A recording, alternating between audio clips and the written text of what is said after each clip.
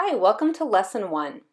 This lesson will focus on some of the foundational information that we need to know, as well as really thinking about what does assessment look like in literacy instruction. So quite literally, what does reading assessment look like? Here are some images that I think kind of help to get you thinking about what does it really look like. There are so many different types of assessments that we can give to students to assess a multitude of different literacy aspects. We can assess comprehension and fluency and word recognition. We can assess to what degree students like to read or don't like to read. There are thousands, hundreds of thousands of different assessment tools available to us. But we have to remember that at the core of all of these assessments is the student. We need to always be thinking about what is in the best interest of the student and what is it that we want or need to know about the student. And so the more that we can be thinking about the student, what are the student's needs, the better we can wrap our head around what exactly are the best assessments that we need to use to help us learn what we need to know about students.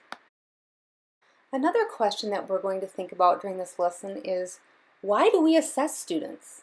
Why do we spend a great deal of time and energy and money on assessments? Why has assessment become such an important part of the reading process?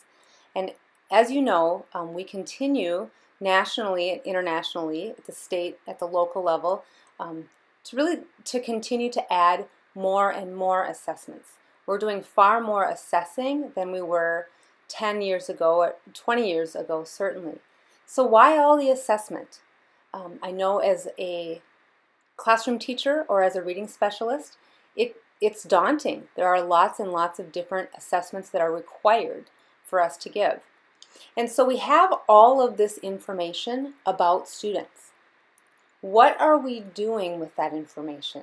So we're assessing students more and more and more, but how are we using the information that we're getting from those assessments to increase student learning? Because at the end of the day, that's the reason that we're assessing students. We are trying to increase, improve student learning.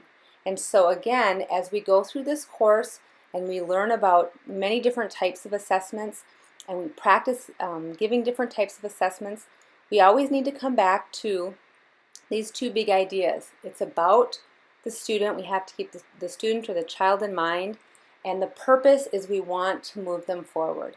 We want to figure out where they're at now and then use that information to move them forward. So throughout this course, please always come back to those two things. It's about the student and it's about using that information to move the student forward.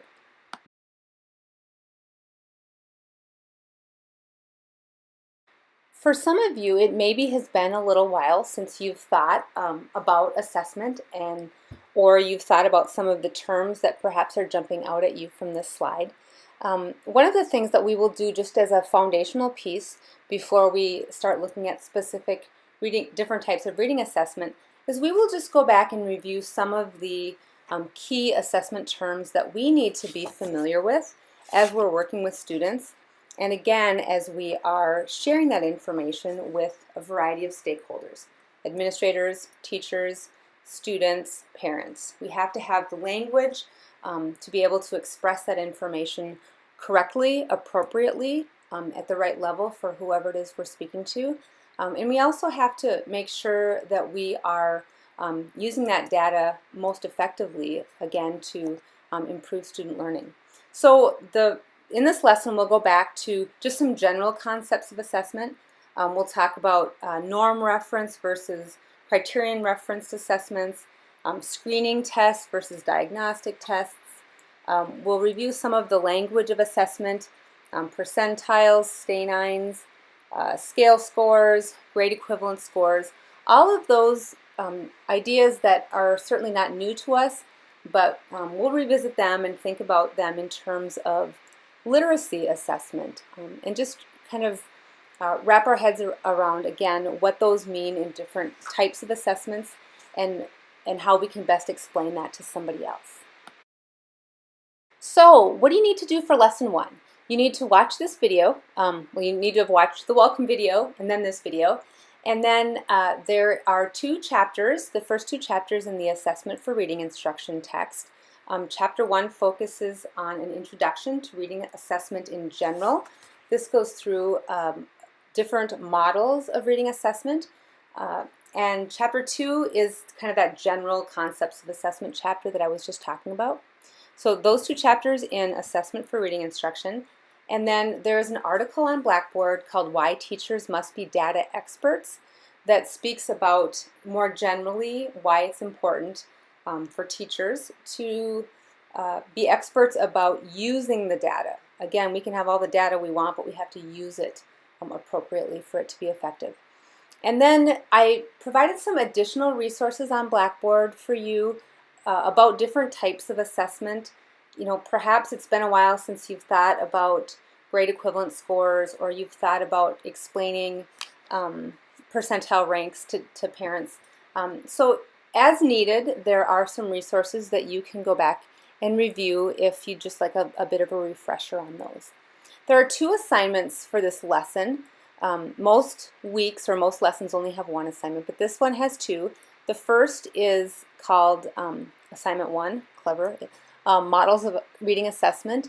And what this asks you to do is to go through the specific models that are presented in Chapter 1 and do some thinking about what's involved in each of those.